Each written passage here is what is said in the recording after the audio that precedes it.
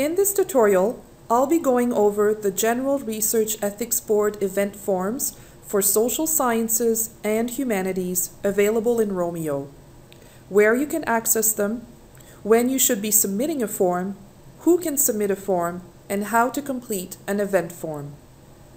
You can access event forms at any time by clicking on Applications Submitted Post-Review, either under Role Principal Investigator or Role Project Team Member, depending on your role in the study, and then clicking on Events next to the study you wish to submit an event form for.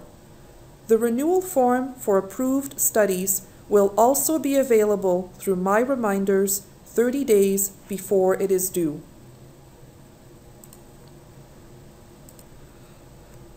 There are currently 7 event forms available in ROMEO, all of which are related to human ethics.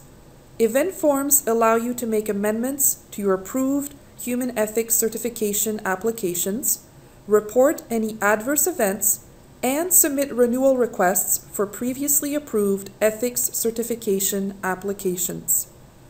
The first 3 event forms in the list are all related to the General Research Ethics Board. Human ethics certification applications need to be renewed every year for all active studies. If you have completed or abandoned your study, you will still need to send in one last renewal form to notify the board that your study is no longer active. 30 to 50 days before your renewal comes due, you will receive a notification email. The amendment form allows you to request approval for any changes you wish to make to your previously approved human ethics certification applications. For example, if you wish to increase the number of participants, make changes to your methodology, add or remove project team members, or make changes to any of the documents passed along to the participants, such as questionnaires, consent form, or letter of information, you would need to report this to the appropriate ethics board and request approval. To report any adverse events to your GREB application, select the General Research Ethics Board Adverse Event Report form. An adverse event includes, but is not limited to, a complaint, a change or unexpected event that alters the level of risk for the researcher or participants, or a situation that requires a substantial change in approach to a participant or participants. Any project team member can access, complete, and submit event forms. Unlike the original Human Ethics Certification application, which had to be submitted by the principal investigator, event forms can be submitted by any project team member.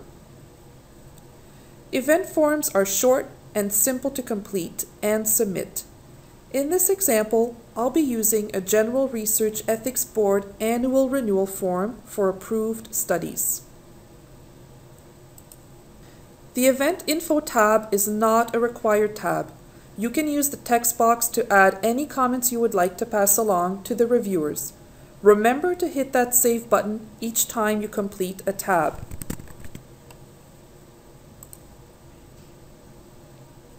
Make sure you answer all of the required questions on the renewal form before you try to submit the form. Remember, if your study is no longer active, you should select either Abandoned, Terminated, or Completed when you get to question 1.4. If you are renewing your application, please select Continuing. You can attach documents to your event form through the Attachments tab.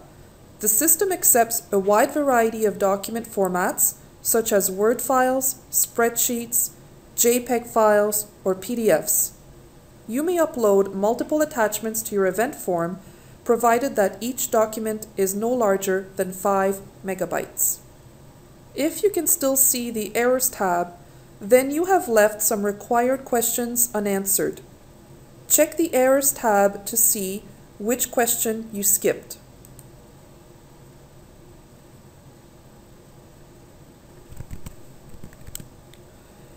Once all questions have been answered, and the Errors tab has disappeared, you may submit your event form simply by clicking the Submit button. Thanks for taking the time to watch this video tutorial. For more information on event forms, please watch the video tutorial on submitting and tracking event forms.